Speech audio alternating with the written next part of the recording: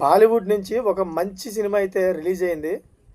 దాన్ని Saudi Arabia, అదేవిధంగా Qatar, Kuwait ఇటువంటి ముస్లిం దేశాలు ఎన్నైతే ఉన్నాయో అన్ని దేశాల్లో కూడా బ్యాన్ చేశారు.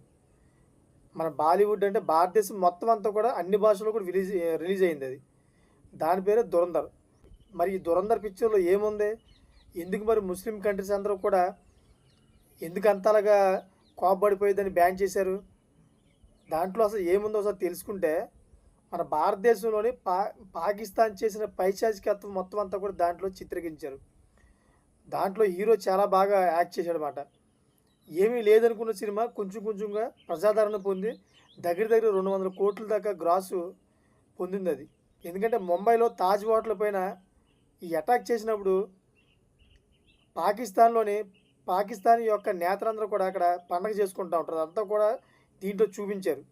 మన భారతదేశం పైన ఏ విధంగా పైశాచికత్వం వీళ్ళు చూపించారో ప్రతి విషయంలో కూడా ప్రతి సన్నివేశంలో కూడా చాలా క్లియర్ కట్గా వీళ్ళు చూపించారు. ఇవన్నీ కూడా ముస్లిం దేశాలకు నచ్చలేదు.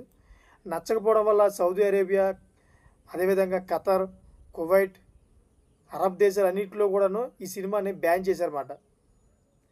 ఫ్యూచర్ లేటెస్ట్ ఇన్ఫర్మేషన్ కోసం నా ఛానల్ సబ్స్క్రైబ్ చేసుకోండి. Thank for watching friends.